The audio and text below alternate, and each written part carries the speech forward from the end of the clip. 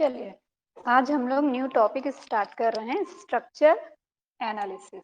ठीक है, structure analysis का ओवरव्यू मैं आप लोग को पहले वाले क्लास में बता दी थी। आज मैं उसका नया टॉपिक स्टार्ट कर रही हूँ, स्ट्रक्चर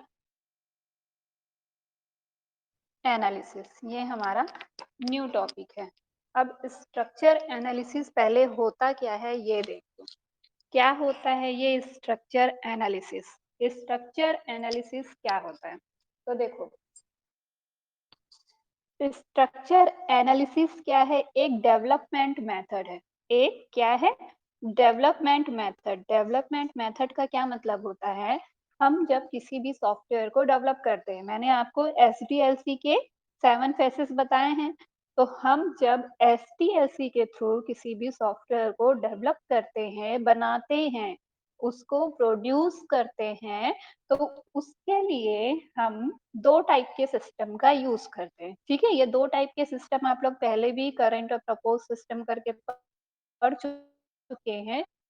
लेकिन इस स्ट्रक्चर एनालिसिस वाले टॉपिक में जो हम करंट सिस्टम यूज करते हैं उसको दे देंगे एग्जिस्टिंग सिस्टम। ठीक है, जो सिस्टम एग्जिस्ट कर रहा है, जो सिस्टम अभी करंट एग्जिस्ट कर रहा है, उसको हम बोलेंगे एग्जिस्टिंग सिस्टम। और जो सिस्टम हम लोग आगे आने वाले समय में बनाने वाले हैं, मतलब वो एग्जिस्ट नहीं कर रहा है, ठीक है, प्रपोज्ड सिस्टम, उसको हम क्या बोलेंगे? Proposed system. एग्जिस्टिंग सिस्टम मतलब जो सिस्टम अभी करंट में है, मतलब एग्जिस्ट है, इसकी वैल्यू है, ये करंट में अभी उपलब्ध है, उसको बोलेंगे एग्जिस्टिंग सिस्टम या फिर करंट सिस्टम। और जो सिस्टम आने वाला है उसको बोलते हैं प्रपोज सिस्टम या फ्यूचर सिस्टम। ठीक है, ये 2 सिस्टम है। तो अब देखो, स्ट्रक्चर एनालिसिस क्या है? एक डेवलपमेंट मेथड है।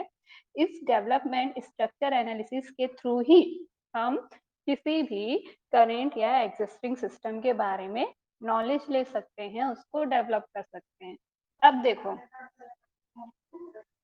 ये स्ट्रक्चर एनालिसिस क्या होता है? एक सेट ऑफ टेक्निक होता है। क्या होता है? Set of technique. Set of technique होता है जो एनालिस्ट को अलाउ करता है कि वो एग्जिस्टिंग सिस्टम के बारे में पूरी नॉलेज ले और प्रपोज्ड सिस्टम को बनाने के लिए क्या क्या यूज कर सकते हैं, इस चीज को अलाउ करता है। कौन अलाउ करता है? Structure analysis. स्ट्रक्चर एनालिसिस ही किसी भी सॉफ्टवेयर को डेवलप करने के लिए, एग्जिस्टिंग और प्रपोज्ड सिस्टम को बनाने के लिए, उसके बारे में जानकारी लेने के लिए अलाउ करता है। तो स्ट्रक्चर एनालिसिस बनाने का मुख्य कार्य क्या है? करेंट सिस्टम को पूरी तरह से समझना। करेंट जो हम लोग सिस्टम बनाने वाले हैं, जो बन रखा है, उसमें जो अपडेट करने वाले हैं, तो उसको पूरी तरीके से अच्छे से समझना ही स्ट्रक्चर एनालिसिस कहलाता है। ये था आपका स्ट्रक्चर एनालिसिस का इंट्रोडक्शन। ठीक है, अब देखो, टूल्स ऑफ स्ट्रक्चर एनालिसिस में सबसे पहले आपको क्या बताई थी? डीएफडी। डीएफडी, डीएफडी का फुल फॉर्म क्या होता है? Data flow diagram. डीएफडी का full form data flow diagram. ठीक है, अब डीएफडी क्या होता है? सबसे पहले इसका इंट्रोडक्शन देखो। डीएफडी क्या है? एक ग्राफिकल टूल है। आप लोग फ्लो चार्ट भी पढ़ेंगे, ठीक है, फ्लो चार्ट आप लोग सी में पढ़ेंगे। जैसे हम फ्लो चार्ट को बनाते हैं, same as it is DFD भी बनता है। लेकिन फ्लो चार्ट में क्या होता है? बहुत ही ज्यादा फ्लो चार्ट में उसकी जो बॉक्सेस रहते हैं ना, उसकी संख्या ज्यादा होती है। जबकि डीएफडी में क्या होता है? बॉक्सेस की संख्या कम हो जाती है, जिसके थ्रू उसको आसानी से रिप्रेजेंट किया जा सकता है। इसलिए आजकल, पहले फ्लो चार्ट का यूज होता था, अब किसका यूज होता है? डीएफडी का यूज होता है। तो फ्लो चार्ट भी एक पिक्टोरियल रिप्रेजेंटेशन है ना, याद रखना, flow chart is a graphical और पिक्टोरियल रिप्रेजेंटेशन। फ्लो चार्ट लिख के बता रही हूँ ना, ऐसा नहीं हो कि समझ में ही ना आए। फ्लो चार्ट, आप कोई भी प्रोग्राम बनाओगे तो एक्सटर्नल कभी भी आपको बोल सकता है कि आप जो प्रोग्राम बनाए हो उसका फ्लो चार्ट बना के दिखाओ। ठीक है, ये एक्सटर्नल वे में क्वेश्चन रहता है। कि फ्लो चार्ट बताओ। बाकी आप फ्लो चार्ट के बारे में C++ में पढ़ेंगे। तो देखो, डीएफडी भी सेम पिक्टोरियल और ग्राफिकल रिप्रेजेंटेशन होता है। एक ग्राफिकल टूल होता है, ग्राफिकल रिप्रेजेंटेशन होता है, जो क्या करता है, डेटा के मूवमेंट को दिखाता है सिस्टम के अंदर और सिस्टम के बाहर। जैसे कि ये सिस्टम है, ठीक है, ये एक सिस्टम है। अब सिस्टम में हम डेटा इनपुट कर रहे हैं, फिर डेटा को आउटपुट करेंगे, ठीक है। इनपुट करना मतलब सिस्टम के अंदर डालना, आउटपुट करना मतलब सिस्टम से बाहर डालना। तो डीएफडी क्या है, एक ग्राफिकल टूल है जो डेटा के मूवमेंट को बताता है सिस्टम के अंदर और सिस्टम के बाहर। जो डीएफडी होता है उसको हम मेन बबल्स के रूप में रिप्रेजेंट करते हैं, ठीक है। बबल यानी छोटे छोटे गोल्स होते हैं बबल के टाइप में, इसके रूप में हम डीएफडी को रिप्रेजेंट करते हैं, ठीक है, यूज करते हैं। इस बबल के रूप में हम डीएफडी को बनाने में यूज करते हैं। लेकिन इस बबल को खाली नहीं रखते ना, इस बबल को हम लाइन के थ्रू ज्वाइंट कर देते हैं, जिससे हमको ये पता चलता है कि डेटा का फ्लो कहाँ से कहाँ हो रहा है। इस जो बबल होते हैं इसको क्या करते हैं, लाइन से ज्वाइंट कर दिया जाता है, जिससे हमें ये पता चलता है कि डेटा का फ्लो कहाँ से कहाँ हो रहा है। इसीलिए क्या बोला जाता है, डीएफडी को बबल चार्ट भी कहा जाता है।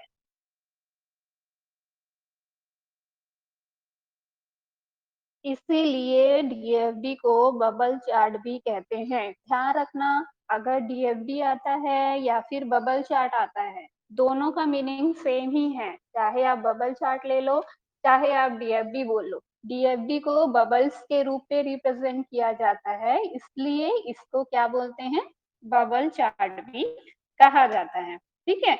तो एचडीएलसी में डीएफडी का यूज क्या है, डीएफडी एक ग्राफिकल टूल होता है जो कि सिस्टम में डेटा के मूवमेंट को प्रेजेंट करता है कि डेटा अंदर आ रहा है या डेटा बाहर जा रहा है।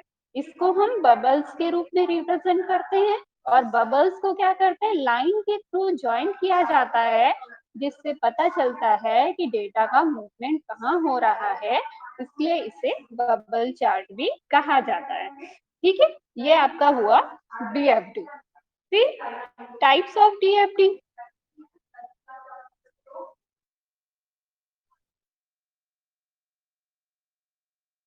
टाइप्स ऑफ डीएफडी देखो, डीएफडी क्या होता है, डीएफडी क्या होता है अभी मैं बताई। अब टाइप्स ऑफ डीएफडी बताई थी आपको, दो टाइप के डीएफडी होते हैं, एक होता है लॉजिकल और एक होता है फिजिकल, ठीक है। अब फिजिकल डीएफडी क्या होता है, टाइप्स ऑफ डीएफडी दो टाइप के डीएफडी होते हैं, एक फिजिकल डीएफडी होता है, एक लॉजिकल। तो फिजिकल डीएफडी ऐसा डीएफडी जो करंट सिस्टम के मॉडल को रिप्रेजेंट करता है, फिजिकल डीएफडी कहलाता है। ऐसा डीएफडी जो करंट सिस्टम के मॉडल को रिप्रेजेंट करता है, फिजिकल डीएफडी कहलाता है, ठीक है। मतलब क्या हो गया, जब एनालिस्ट करंट वर्किंग सिस्टम के बारे में डिटेल से स्टडी करता है, तो वो किसकी हेल्प से करता है, फिजिकल डीएफडी की हेल्प से। फिर से बता रही हूँ, फिजिकल डीएफडी क्या होता है, ऐसा डीएफडी जो करेंट सिस्टम के मॉडल को रिप्रेजेंट करता है, फिजिकल डीएफडी कहलाता है। जब एनालिस्ट करेंट वर्किंग सिस्टम के बारे में डिटेल से स्टडी करता है, तो वह किसकी हेल्प से करता है, डीएफडी की हेल्प से करता है, ठीक है। करेंट सिस्टम के बारे में पूरा वर्किंग नॉलेज लेना फिजिकल डीएफडी के थ्रू होता है। दूसरा होता है लॉजिकल डीएफडी।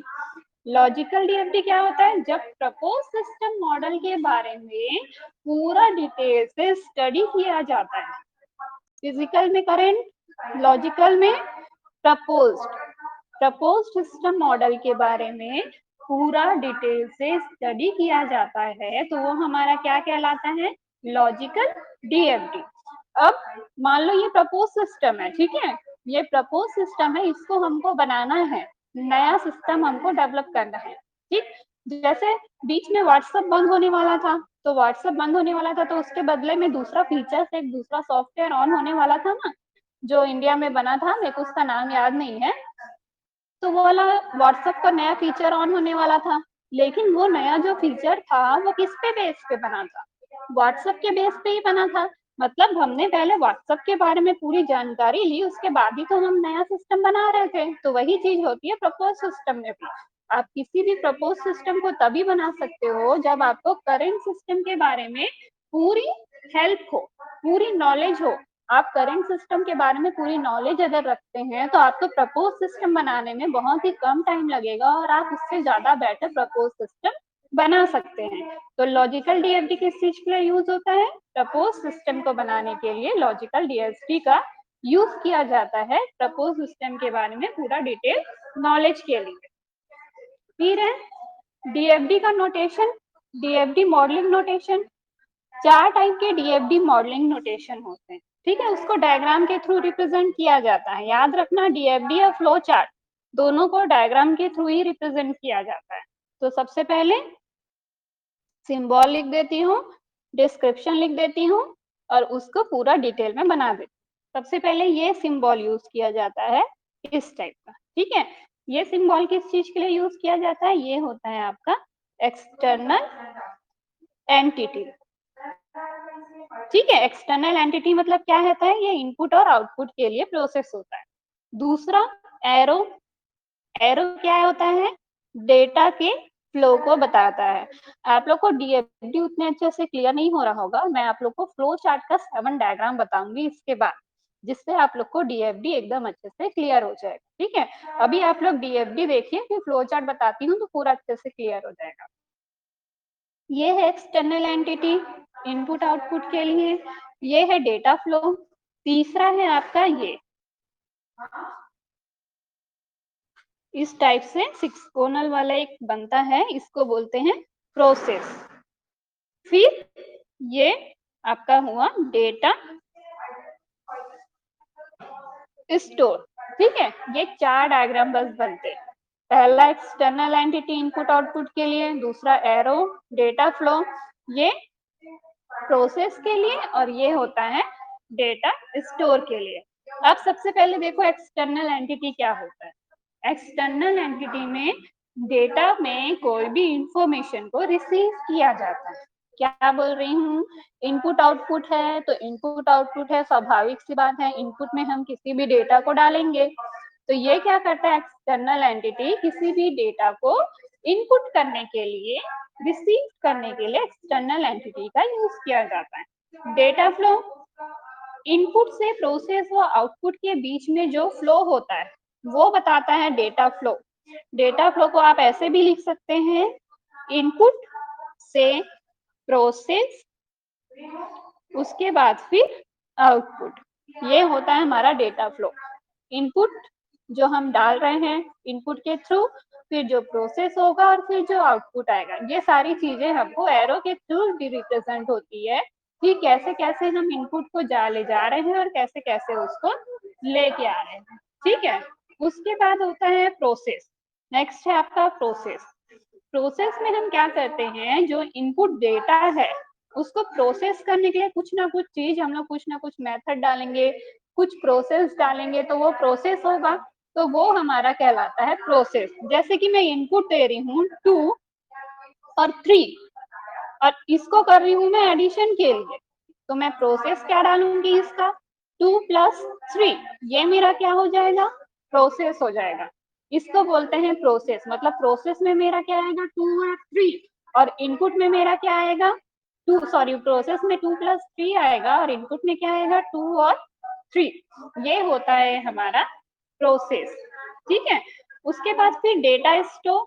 डेटा स्टोर में क्या होगा? डेटा स्टोर में हम डेटा फाइल्स और रजिस्टर को स्टोर करके रखते हैं। जितने भी डेटा फाइल्स और डेटा रजिस्टर्स होते हैं उसको स्टोर करने के लिए डेटा स्टोर का यूज किया जाता है। इतना क्लियर है? डीएफडी क्लियर है? यही डीएफडी है आपका। डीएफडी क्लियर है आप लोग को? Yes ma'am.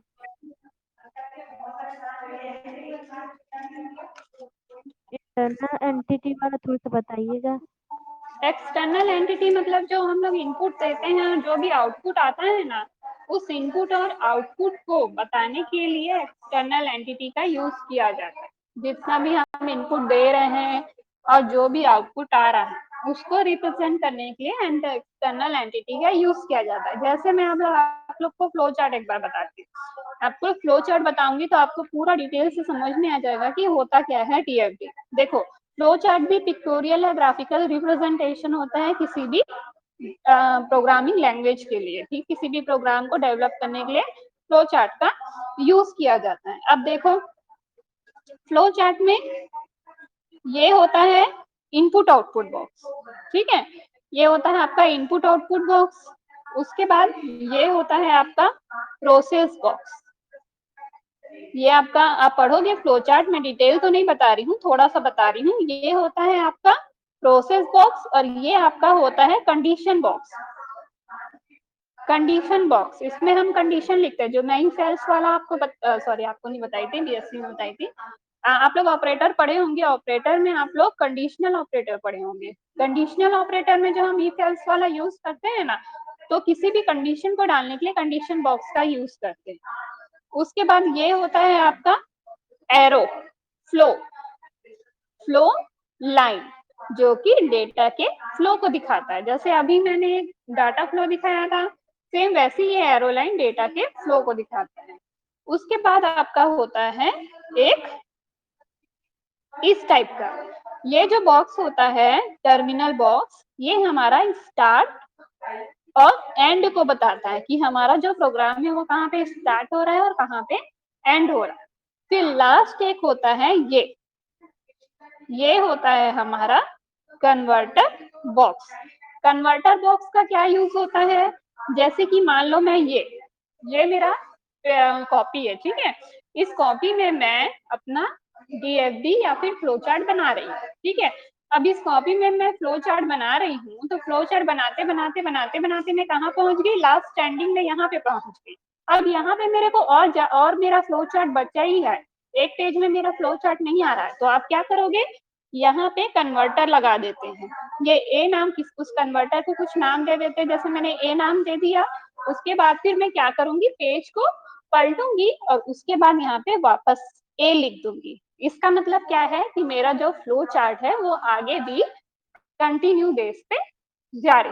तो ये कन्वर्टर का यूज किया जाता है। तो इसी चीज के लिए जो हम लोग फ्लो चार्ट बनाते हैं, देखो उसमें कितने जरूरत पड़ रहे हैं, 7 बॉक्सेस की जरूरत पड़ती है। इनपुट आउटपुट के लिए हमको बार बार इसमें बॉक्सेस बनाने पड़ते हैं। तो इसके लिए क्या होता है, ये बहुत लेंदी प्रोसेस हो जाता है, एक पेज में इसको कवर करना बहुत मुश्किल हो जाता है। इसीलिए क्या यूज किया जाता है, डीएफडी का यूज किया जाता है। डीएफडी क्या करता है, किसी भी चीज को, किसी भी मतलब प्रोग्रामिंग को जब ग्राफिकल रिप्रेजेंट करते हैं तो उसको बहुत ही स्मॉल में हम 4 बॉक्सेस में रिप्रेजेंट कर सकते हैं। 1 2 3 4। अब देखो इसमें मैं क्या कर रही हूँ, इनपुट के लिए अलग बॉक्स बनाऊंगी, आउटपुट के लिए अलग बॉक्स बनाऊंगी, लेकिन इसमें क्या करूंगी, इनपुट आउटपुट को एक साथ लिख दूंगी। डेटा फ्लो उसमें भी है, प्रोसेस बॉक्स इसमें है, ठीक है। अब इसमें क्या करते हैं, हम प्रोसेस के लिए अलग बॉक्स बनाते हैं और कंडीशन के लिए अलग बॉक्स बनाते हैं। लेकिन डीएफडी में क्या करेंगे, हमको प्रोसेस लिखना है चाहे कंडीशन लिखना है, हम इसी में ही लिख देंगे, ठीक है। उसके बाद हम स्टार्ट और एंड के लिए इसमें अलग बॉक्स बनाते हैं, कन्वर्टर इसमें जरूरत पड़ती है, जबकि डीएफडी में कन्वर्टर की जरूरत नहीं पड़ती। कोई भी डेटा कहाँ पे कौन सा डेटा स्टोर हो रहा है वो हम यहाँ पे लिख देते हैं। रजिस्टर या फिर डेटा फाइल में जो भी डेटा स्टोर करके हम रखते हैं ना, उसको हम यहाँ पे आसानी से लिख देते हैं। तो हमको एक्स्ट्रा इनपुट आउटपुट बॉक्स की भी जरूरत नहीं पड़ती। तो ये था आपका डीएफडी। डीएफडी का जितना भी टॉपिक था वो इसी में ही पूरा आपका कंप्लीट होगा।